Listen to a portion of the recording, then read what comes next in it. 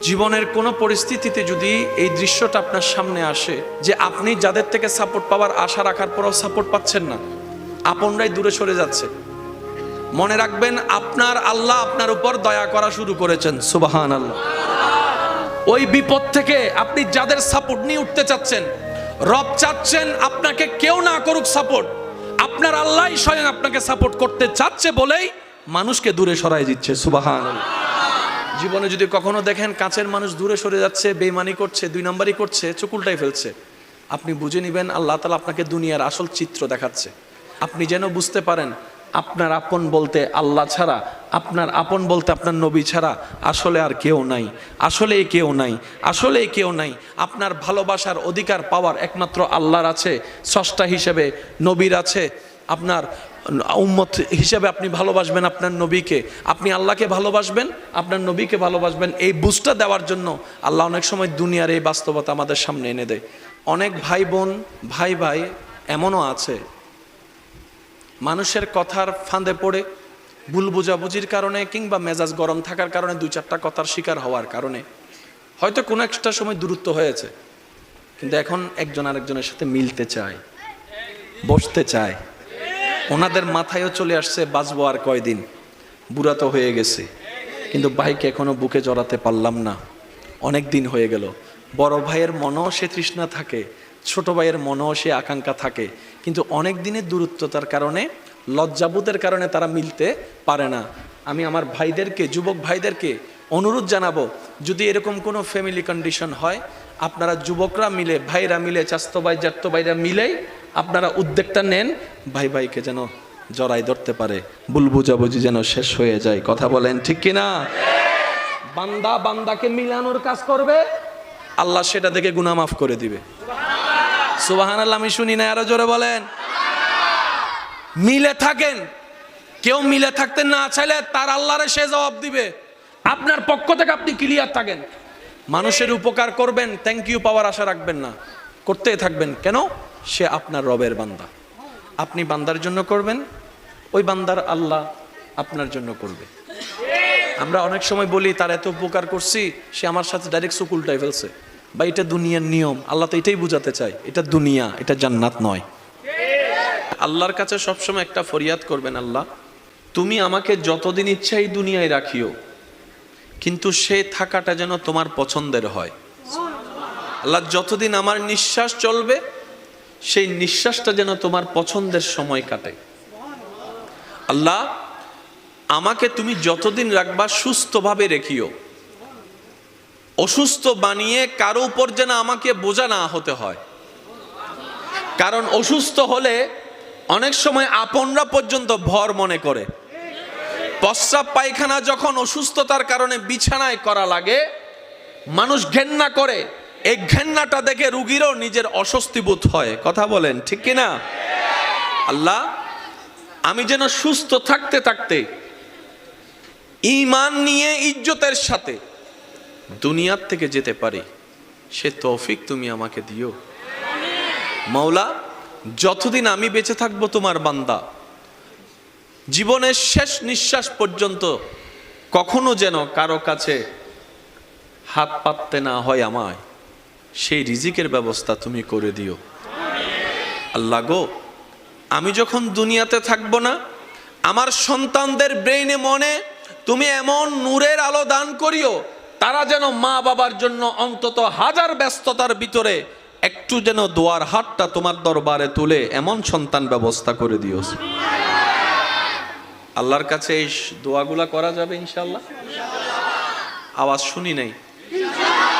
এগুলো কি আমাদের জন্য ভালো হবে না খারাপ হবে? যত উত্তম দোয়া আছে, সবচাইতে উত্তম দোয়ার মধ্যে এগুলা অন্যতম উত্তম দোয়া। কি বলেন আপনারা? একমত আছেন তো? সবাই সবাই একমত আছেন তো? কারণ আমরা ইজ্জতের জীবন চাই, বেইজ্জতি হয়ে মরতে চাই না। কথা বলেন ঠিক কিনা? আমরা মানুষের উপকার করে মরতে চাই, কারো উপর বোঝা হয়ে, অপমানিত হয়ে মরতে চাই। আল্লাহ পাক আমাদের সবার উপর সে দয়া দান করুক, আমিন। ফাজকুরুনি আযকুরুকুম, ফাজকুরুনি আযকুরুকুম। আপনি নীরবে একা রুমে বসে আপন রবকে ডাকছেন, জিকির করছেন, ওখান থেকে রব ডাক দিয়ে বলে, বান্দা ফাযকুরুনি আযকুরুকুম, তুমি আমাকে ডাকো, আমি তোমার ডাকে উত্তর দিয়ে দিব। সুবহানাল্লাহ। বান্দা তুমি আমাকে ডাকতে থাকো, আমি আল্লাহ তোমার সমস্যাকে সমাধান করে দিব। সুবহানাল্লাহ। বান্দারে রিজিক কমতি হয়ে তুমি ডাকতে থাকো, আমি আল্লাহ রাজ্জাক তোমাকে রিজিক দিয়ে ভরপুর করে দিব।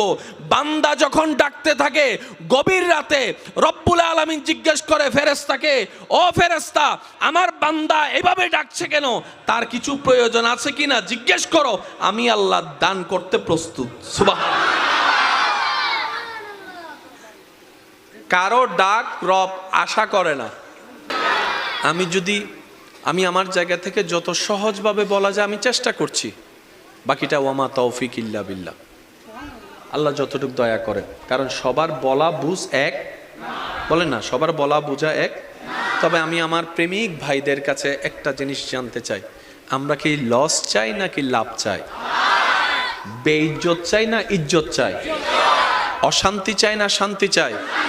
মাথা নিচু করে বাঁচতে চাই নাকি মাথা উঁচু করে বাঁচতে চাই? এই জিনিসগুলা যাদের দরকার, আজকের আলোচনা তাদের জন্য।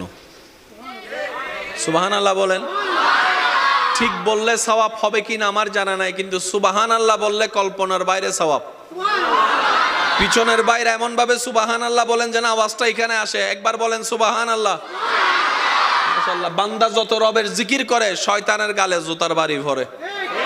তো এইরকম অপরচুনিটি, সুযোগ মিস দেওয়া যাবে। জিকিরকারী সবাই, রবের নজর আপনার দিকে।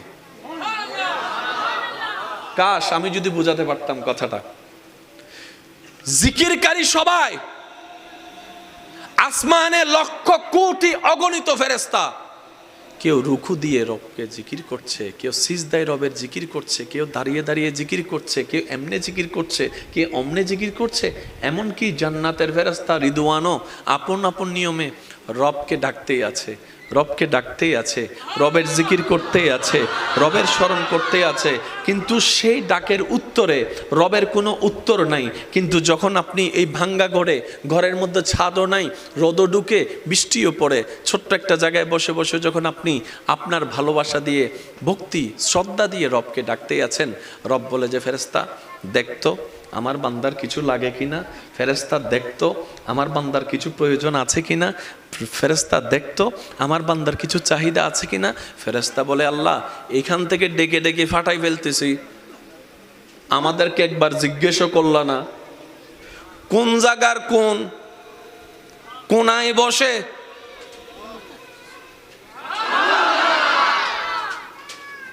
আশেকদের একটু মনের কানটা চাচ্ছি। পুরা সৃষ্টি জগতে পৃথিবী অনেক বড়, কিন্তু সূর্যের সামনে পৃথিবীকে রাখলে একটা ডিমের মতো। ওই বিশ্বজাহানের স্রষ্টা ফেরেশতাকে বলছে দেখতো আমার বান্দার কিছু লাগে কিনা। এবার ফেরেশতাই বলে, আল্লাহ সিদরাতুল মুনতাহায় তোমাকে জিকির করা হয়, প্রথম আসমান দ্বিতীয় আসমান সব জায়গায় তোমার জিকির, সূর্য করে তোমার জিকির, চন্দ্র করে তোমার জিকির, নেপচুন করে তোমার জিকির, প্লুটো করে তোমার জিকির, গ্যালাক্সি করে তোমার জিকির, এত সৃষ্টি তোমার জিকির করে, কারো কিছু প্রয়োজন আছে কিনা তো জিজ্ঞেস করো নাই। কোন জায়গার কে? এই বিশ্বের মধ্যে সূর্যের চাইতে অনেক গুণ ছোট পৃথিবী। এই পৃথিবীর মধ্যে কিছু দেশ, কিছু মহাদেশ বাংলাদেশকে গিলে খেয়ে ফেলতে পারবে এমন অনেক মহাদেশ আছে। এত বড় বড় মহাদেশের চাইতে ছোট একটা দেশ, এই দেশের 64 জেলার একটা জেলা, এই চট্টগ্রামের এতগুলা থানার একটা থানা। জোরে বলেন, আরো জোরে। এই থানার এতগুলা জায়গার মধ্যে একটা জায়গার কোণার মধ্যে বসে আছে, আর তুমি ওখান থেকে শুনছো। রব বলে যে ফাজকুরুনি আযকুরুকুম, আমি ওয়াদা করেছি আমার বান্দার সাথে, বান্দারে তোর ডাকতে দেরি হবে, আমি রবের উত্তর দিতে দেরি হবে না। ফাজকুরুনি ফাজকুরুনি ফাযকুরুনি, বান্দা তুই আমাকে বিপদে পড়ে স্মরণ কর। আযকুরুকুম, আমি তোকে বিপদ থেকে উদ্ধার করার মাধ্যমে স্মরণ করব। সুবহানাল্লাহ। ফাযকুরুনি, পারিবারিক অশান্তি হলে আমাকে একবার স্মরণ কর। আযকুরুকুম, শান্তি দিয়ে আমি আল্লাহ তোকে স্মরণ করব। সুবহানাল্লাহ। ফাযকুরুনি, তুই অভাবে পড়ে স্মরণ কর। আযকুরুকুম, আমি সচ্ছলতা দিয়ে তোকে স্মরণ করব। ফাযকুরুনি, তুই অসুস্থ হয়ে স্মরণ কর। আযকুরুকুম, আমি আল্লাহ তোকে সুস্থতা দান করে স্মরণ করব। সুবহানাল্লাহ। ফাযকুরুনি, বান্দারে তুই ঋণের মধ্যে পড়ে আমাকে স্মরণ কর। আযকুরুকুম, ঋণ থেকে মুক্তি করার মাধ্যমে আমি আল্লাহ তোকে স্মরণ করব। ফাযকুরুনি, মজলুম হয়ে অত্যাচারিত যদি হস তুই আমাকে স্মরণ কর। আযকুরুকুম, ন্যায় বিচার করে এর মাধ্যমে আমি আল্লাহ তোকে স্মরণ করব। সুবহানাল্লাহ। ফাযকুরুনি, আশেপাশের পরিবার বাহিরের মানুষের অত্যাচারে পড়ে তুই কষ্ট পেয়ে আমাকে স্মরণ কর। আযকুরুকুম, আমি সেই কষ্টটাকে শান্তিতে রূপান্তর করে তোকে স্মরণ করব, তোকে স্মরণ করব, তোকে স্মরণ করব। বান্দারে তুই সারাটা জীবনে হাজার ব্যস্ততার ভিতরে আমি রবকে স্মরণ করার জন্য কিছু কিছু সময় তুই বের করে নে। আমি আল্লাহ কিছু সময় বরাদ্দ করে দিলাম, যেমন 5 ওয়াক্ত নামাজ। এইভাবে তুই স্মরণ কর। ব্যবসার মাঝে তুই স্মরণ কর, চাকরির মাঝখানে তুই স্মরণ কর, রান্নার মাঝখানে তুই স্মরণ কর, কাপড় ধোয়ার মাঝখানে তুই স্মরণ কর, চলাচলের মাধ্যমে তুই স্মরণ কর, হাঁটার মধ্যে তুই আমাকে স্মরণ কর, বসার মধ্যে স্মরণ কর, শোয়ার মধ্যে স্মরণ কর, খাওয়ার আগে স্মরণ কর, খাওয়ার পরে স্মরণ কর। বান্দারে তুই যদি কোনো রকম দুনিয়ার ব্যস্ত সময়ের অল্প জীবনে আমাকে স্মরণ করতে করতে নবীর প্রেম নিয়ে যদি স্মরণ করতে করতে কবরে আসতে পারস, যে কবরে তোরে কেউ মনে রাখবে না, আমি আল্লাহর রহমত সেখানে তোকে স্মরণ করব। হাসরও স্মরণ করব। Deal final. দোকান থেকে জিনিস নেয় কিভাবে? টাকা দেয়, জিনিস। আর কোন ঝগড়া আছে? রব বলে যে তুই এখানে স্মরণ কর,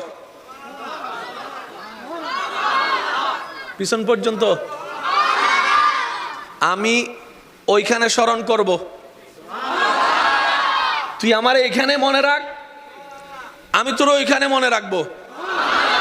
তুই এখানে আমার জন্য কর, ওইখানে আসলে আমি তোর জন্য করব। ডিল।